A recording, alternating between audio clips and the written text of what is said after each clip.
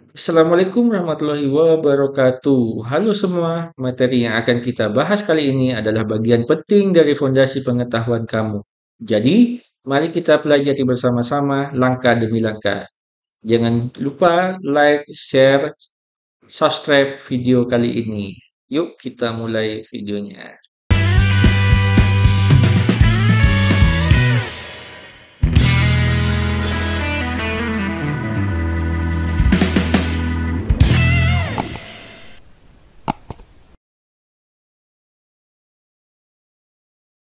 Materi kita kali ini akan membahas mengenai pengembangan keterampilan kepemimpinan. Bersama saya, Alvin Arifin.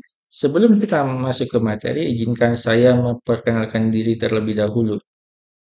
Nama lengkap saya adalah Alvin Arifin. Email saya adalah alvinarifin@unibamadura.ac.id. Sedangkan email personal saya adalah mail@alvinarifin.com. NIDN saya 0728119104. Sinta ID 67011866. Scopus ID 59747968600. Website saya, tempat saya menulis, yaitu di alvinarifin.com. Materi ini dapat diakses di lms.alvinarifin.com. Kemampuan akhir yang diharapkan, yang pertama, mahasiswa memahami pentingnya pengembangan kepemimpinan berkelanjutan. Ya. Yang kedua, mahasiswa dapat mengidentifikasi berbagai jenis keterampilan kepemimpinan. Yang ketiga, mahasiswa mampu menjelaskan metode pelatihan dan pembelajaran kepemimpinan. Yang keempat, mahasiswa mampu merancang strategi pengembangan diri sebagai pemimpin. Bahan kajian kita di materi kali ini yang pertama adalah kategori keterampilan kepemimpinan, bisa teknikal, interpersonal, dan konseptual. Yang kedua, model pembelajaran kepemimpinan. Selanjutnya, strategi pengembangan diri. Yang keempat, ada coaching, mentoring, pelatihan. Yang kelima, ada umpan balik dan refleksi. Dan yang terakhir, tantangan dalam pengembangan jangka panjang. Nah, mengapa pengembangan kepentingan penting? Ya, yang saya tanyakan, mengapa pengembangan kepemimpinan itu penting? Ya, kepemimpinan bukan hanya bakat alamiah, tapi juga kemampuan yang bisa dipelajari dan juga dilatih. Ya, jadi setiap orang memiliki kesempatan untuk menjadi seorang pemimpin. Karena kemampuan memimpin itu bisa dipelajari dan juga bisa dilatih. Lingkungan organisasi yang dinamis menuntut pembelajaran seumur hidup. Jadi sampai kapanpun kita tetap uh, bisa untuk belajar ya. Karena menuntut ilmu itu bisa seumur hidup ya. Pemimpin perlu terus beradaptasi dengan yang pertama perubahan teknologi ya. Kemudian ada keanekaragaman tim. Yang ketiga kompleksitas tugas. Jadi ada perubahan teknologi karena setiap periodenya semakin berkembang yang namanya teknologi ya. Kemudian ada keanekaragaman tim. Jadi setiap individu pasti basicnya heterogen ya, tidak sama, memiliki karakteristik yang berbeda-beda. Kemudian ada setiap tugas pasti ya, memiliki tingkat kompleksitas ya, memiliki tingkat kesulitan yang berbeda-beda ya. Makanya perlu adaptasi dengan hal tersebut. Kemudian jenis keterampilan kepemimpinan yang pertama keterampilan teknis. Yaitu penguasaan tugas dan prosedur yang spesifik di sini ya. Itu keterampilan teknis di sini. Kemudian ada keterampilan interpersonal yaitu berupa komunikasi, kolaborasi dengan orang lain dan juga empati dari seorang pemimpin terhadap pengikutnya. Yang ketiga ada keterampilan konseptual dengan berpikir strategis, kemudian mampu memecahkan masalah dan yang terakhir mampu mengambil keputusan. Nah, itu keterampilan konseptual seorang pemimpin di sini. Ketiganya saling melengkapi dan penting di berbagai tingkat kepemimpinan. Jadi di berbagai tingkat kepemimpinan, ketiga keterampilan ini sangat dibutuhkan oleh seorang pemimpin ya. Karena saling melengkapi di sini. Model pembelajaran kepemimpinan di sini ya, ada model 70, 20 dan 10 di sini ya. Ya, ada 70, 20 dan 10 di sini ya. Ada 70, 20 dan 10. Maksudnya apa? Yang pertama 70% dari pengalaman kerja langsung, 20% dari mentoring dan coaching, dan 10% dari pelatihan formal. Ini adalah model 70, 20, dan 10 ya. Ada kolom experiential learning cycle di sini ya, dari KOLPS ini ya, yaitu pengalaman, refleksi, konseptualisasi, dan eksperimen di sini ya.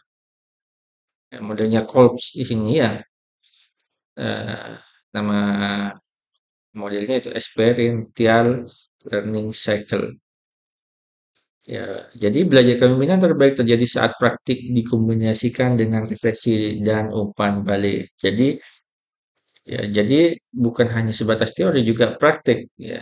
Kemudian ada refleksi ya, kemudian umpan balik ya. Jadi setelah teori harus dipraktikkan, kemudian harus ada evaluasi di situ ya. Harus ada evaluasi dari hasil praktik tadi, kemudian ada umpan balik, ada feedback ya, bisa perbaikan dan lain sebagainya. Metode pengembangan keterampilan yang pertama ada pelatihan formal, misalnya ada kursus, seminar, workshop, itu pelatihan formal. Ada coaching, misalnya bimbingan oleh atasan atau pelatih profesional. Jadi bisa atasan memberikan pelatihan atau mengundang pelatih eksternal, misalnya pelatih profesional untuk membimbing ya. Kemudian ada mentoring, ada pembinaan jangka panjang oleh senior ya. Jadi biasanya mentoring ini dilakukan oleh senior atau orang yang berpengalaman di dalam organisasi untuk membimbingnya atau membina. Ada rotasi pekerjaan atau tugas khusus, ada rotasi misalnya rolling ya, rolling tugas misalnya. Ataupun tugas khusus, diberikan tugas khusus agar terbiasa misalnya, agar mampu menjalankan tugas-tugas yang lainnya sehingga diberikan tugas khusus misalnya. Kemudian ada studi kasus dan simulasi ya.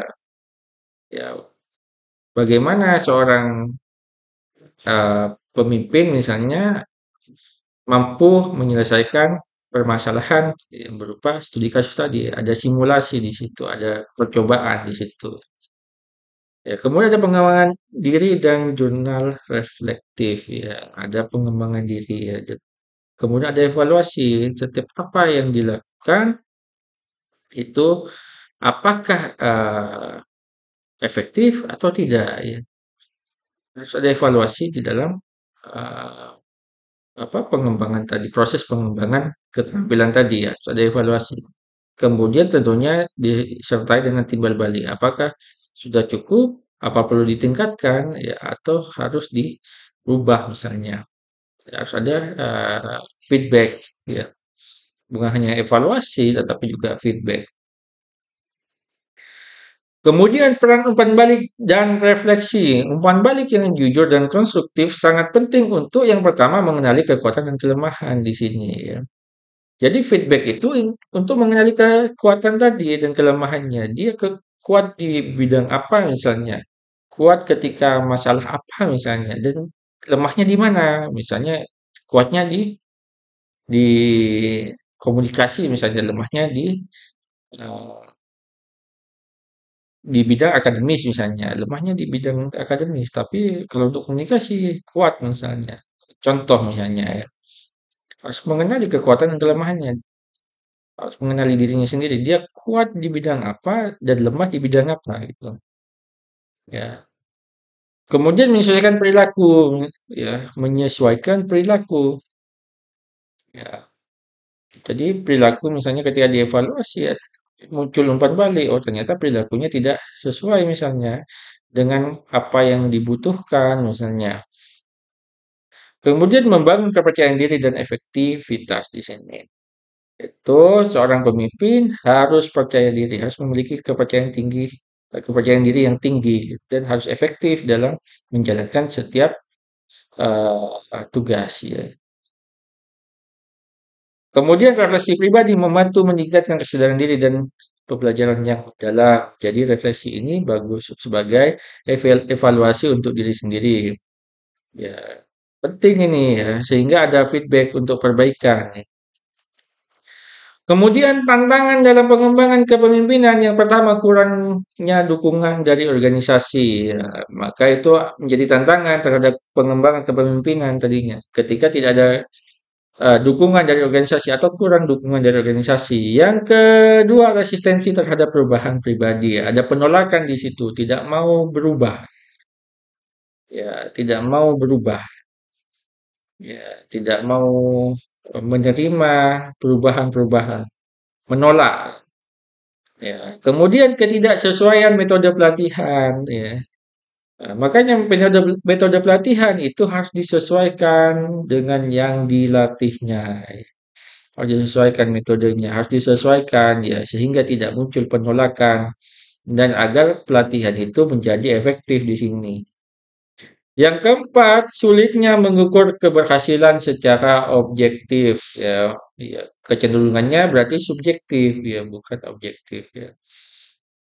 Ya, makanya perlu indikator-indikator yang pas ya atau alat ukur pas untuk mengukur keberhasilan dalam pengembangan kepemimpinan. Kemudian adanya tekanan waktu dan beban kerja. Ya, ini juga tantangan, ada tekanan dan beban kerja sehingga tidak tidak berkembang ya. Ya, karena tidak kurangnya waktu yang dibutuhkan ya untuk belajar, untuk mentoring, untuk coaching itu sehingga eh, tidak mampu berkembang di situ. Kemudian solusi adanya komitmen pribadi ditambah dukungan organisasi menjadi pengembangan yang berkelanjutan atau sustainability development. Di sini ada sustainability development. Jadi rumusnya komitmen pribadi ditambah dukungan organisasi akan menjadi pengembangan yang berkelanjutan di sini. Harus ada komitmen dari diri sendiri. Ya, sehingga memunculkan yang namanya motivasi untuk berkembang nantinya. Kemudian ditambah juga ketika orang mau berkembang tetapi tidak ada dukungan organisasi, ya, ya maka tidak ada pengembangan yang berkelanjutan. Harus sama-sama saling mendukung di sini. Strategi pengembangan diri sebagai pemimpin yang pertama buat rencana pengembangan pribadi. Ada IDP di sini Individual Development Plan atau perencanaan pengembangan pribadi. Buat rencana. Kemudian kenali gaya kepemimpinan pribadi melalui asesmen, bisa MBTI, ada DISC di sini dan sebagainya. Banyak cara asesmen itu mengukur gaya kepemimpinan. Ya, saya cocoknya misalnya menggunakan gaya kepemimpinan apa untuk organisasi saya. Nah, itu bisa melalui asesmen di sini. Ya, jadi bukan hanya direncanakan tapi juga harus dilaksanakan itu ya. Ya. Kemudian yang ketiga, tetapkan tujuan belajar terukur dan realistis. Harus belajar secara terukur ya. Dan juga realistis sesuai dengan kemampuan yang dimiliki ya. Dan juga sesuai dengan waktu yang dimiliki juga ya. Ya, kemampuan dan waktu itu juga penting sehingga kita bisa berpikir realistis ya terhadap belajar terhadap eh, pembelajaran kita. Kemudian yang keempat, bangun jaringan belajar atau peer learning, bisa komunitas profesional juga. Jadi belajar dengan sesama gitu. Kemudian ada komunitas, ya, masuk komunitas ya. Agar bisa sama-sama belajar, sama-sama memberikan masukan agar sama-sama berkembang. Ya, karena cara belajar setiap orang itu tentunya yang cocok itu pasti berbeda-beda ya, cara belajarnya. Ya, disesuaikan dengan waktu dan kemampuan yang dimiliki. Kemudian yang kelima, evaluasi secara berkala dan ubah strategi jika perlu. Kalau dirasa ketika hasil evaluasi strategi yang digunakan tidak sesuai, maka perlu juga untuk merubah strategi sehingga menjadi strategi yang cocok. Ya, ya. Makanya perlu adanya evaluasi yang berkala ya. Ketika melakukan rencana misalnya eh, melakukan rencana pengembangan diri misalnya dan ternyata tidak efektif hasilnya, maka perlu mengubah strategi ya. Ya, mencari strategi yang cocok, yang sesuai. Jadi kesimpulannya dalam pembelajaran kali ini, yang pertama, kepemimpinan adalah proses belajar yang berkesinambungan dan kontekstual ya. Bukan hanya terpaku pada teks ya, tetapi juga kontekstual di sini. Yang kedua, keterampilan pemimpin melibatkan aspek teknikal, sosial, dan juga strategis. Kombinasi antara pengalaman, refleksi, dan bimbingan menghasilkan pengembangan yang terbaik. Pemimpin yang belajar adalah pemimpin yang tumbuh dan mampu memimpin perubahan di sini. Referensi yang saya gunakan di dalam materi kali ini yang pertama dari Yukel dan Gardner dengan judul bukunya Leadership in Organization edisi ke-9 dari Person tahun 2020. Yang kedua Northhouse dengan judul bukunya Leadership Theory and Practice edisi ke-7 dari Sage Publication tahun 2016. Yang ketiga dari Harrison dengan judul bukunya Leadership Theory and Research, A Critical Approach to New and Exciting Paradigms. Dari Palgrave Macmillan tahun 2018. Dan buku ini berupa e-books yang bisa diakses dengan mudah di internet. Izinkan saya sebelum akhir video ini untuk memperkenalkan diri saya, yaitu being a permanent lecturer at the Department of Management, Faculty of Economics and Business, University of Baudin Mudhari Madura is a journey I deeply appreciate. I chose to specialize in human resource management because I believe that people are at the heart of every organization's success through teaching, research, and community service. I strive to offer education that is not only theoretical but also grounded and responsive to today's workforce challenge. I continue to grow alongside students and society in my pursuit of impactful academic service. Oke, itu materi kita pada video kali ini. Jangan lupa like, share, komen, dan juga subscribe video ini dan video-video lainnya. Kita bertemu lagi di lain kesempatan dan bye-bye.